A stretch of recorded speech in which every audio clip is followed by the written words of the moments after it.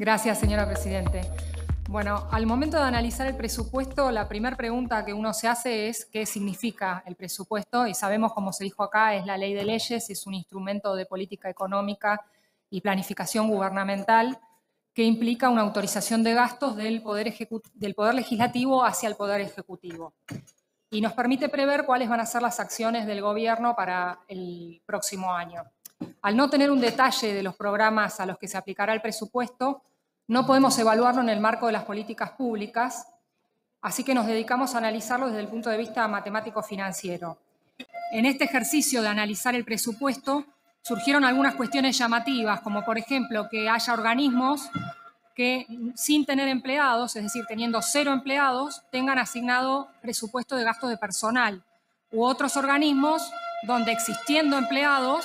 no hay gasto de personal previsto. O también que nos informen que hay 4.200 empleados menos, pero sobre el presupuesto vigente del 2024 se prevé un 60% de aumento en el gasto de personal para el 2025, eso implicaría un 3,9% mensual acumulativo, que no es así, porque cuando analizamos, como se dijo, el presupuesto ejecutado de octubre, que fue el último al que tuvimos acceso, vemos que el gasto de personal fue de 100.000 millones, que anualizado, es decir, multiplicado por 13 por los 12 sueldos más el salario anual complementario, nos daría exactamente el 1.300.000.000 que se está previendo para gastos de personal del 2025. Es decir, que en este caso ni siquiera se está teniendo en cuenta un ajuste por la inflación prevista, que como dijeron acá también, dicen que nunca se prevé la pauta salarial, pero nos ahorraríamos todo este escándalo que tenemos acá si por lo menos diéramos algún tipo de previsión a los empleados en cuanto a sus ingresos. Nos preocupa también que solamente se prevé un 40% de presupuesto en salud con la crisis que vive este sector. Y en otro extremo nos gustaría, por ejemplo, que nos digan qué es lo que va a hacer Vialidad Rionegrina con el 500% de incremento presupuestario que tendrá, o el IPPB con el 200% más de presupuesto que se prevé para el próximo año. Y en el otro extremo es terrible que con los problemas de infraestructura que vemos en muchas escuelas, en el presupuesto educativo solamente haya un 2% pensado para desarrollo y mantenimiento de la infraestructura escolar. Y advertimos con preocupación una sobreestimación de los ingresos, ya que cuando esos fondos no lleguen, las opciones son dos: o dejar de ejecutar programas o endeudarse, contraer más deuda. Y sobre este punto de la deuda es que me voy a extender un poquito más. En primer lugar, del análisis del presupuesto surge que estaremos pagando la deuda con, adivinen, más deuda,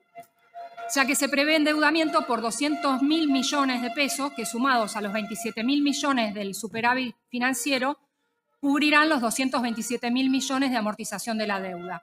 Pero esto no sería nada. Lo preocupante es que dentro del presupuesto, entre los artículos 49 y 57, se está solicitando autorización para endeudarnos en otros 460.000 millones de pesos.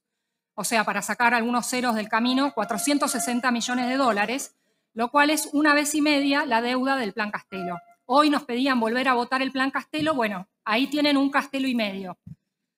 Es decir, que pasaríamos de tener un stock de deuda de 308.000 millones que tenemos hoy a 768.000 millones. Somos conscientes que sin créditos, provincias como la nuestra, que prácticamente carece de ingresos genuinos propios y depende de la coparticipación nacional,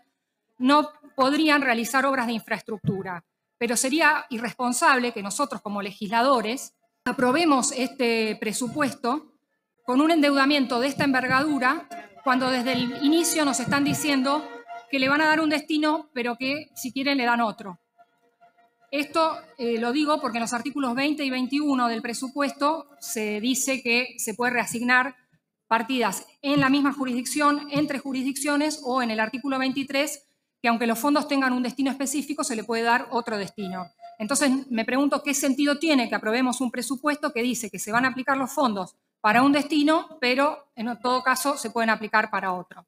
Y además, lo que también es grave es que al comienzo del tratamiento de este proyecto de ley se citó la Ley 3186 de Administración Financiera y Control Interno, y en el artículo 71 del proyecto que estamos discutiendo se suspende la aplicación del artículo 10 de esta ley,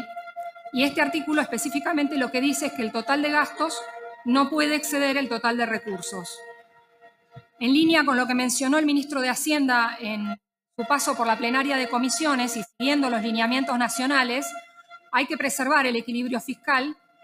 con lo cual ese artículo 71 de este proyecto de ley devendría incorrecto.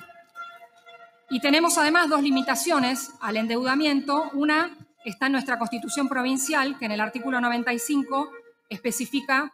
que no se pueden solicitar préstamos cuyos servicios de deuda y amortización superen el 25% de la renta ordinaria anual de la provincia. Y además, ese mismo artículo dice que el endeudamiento tiene que aplicarse a fines específicos y determinados por la ley que los autorice. Y la otra limitación está en la ley 25.917, que también fue citada acá, que es el régimen de responsabilidad fiscal, que en el artículo 21 dice que los servicios de la deuda no deben superar el 15% de los recursos corrientes netos de transferencias por coparticipación a municipios. Actualmente, según lo que nos informaron en la exposición en la Comisión de Presupuesto, estos servicios están representando el 11%. Si aprobamos el endeudamiento que se solicita que avalemos en esta ley de presupuesto, estaríamos aumentando, como dije, 1,5 veces el endeudamiento actual, con lo cual seguramente pasaríamos a pagar por encima del 20% en servicios de la deuda, es decir, que estaríamos incumpliendo el régimen de responsabilidad fiscal. Mi idea era rechazar este presupuesto en su totalidad, porque más que un presupuesto me parecía un cheque en blanco, porque no nos están pidiendo autorización para gastar en programas y en políticas concretas, sino nos están solicitando vía libre para hacer lo que quieran. Y esto, además de ser fiscalmente irresponsable, es un ataque al corazón mismo del sistema republicano de división de poderes. Pero en la deliberación interna dentro de mi bloque quedé minoría, así que adelanto que el voto del bloque PRO, Unión Republicana, será afirmativo en general para el presupuesto, pero negativo para los artículos que implican el endeudamiento nuevo que mencioné, que son los artículos 49 a 57, muchos de los cuales contrarían nuestra Constitución provincial, ya que no son específicos en cuanto al destino del endeudamiento. Muchas gracias.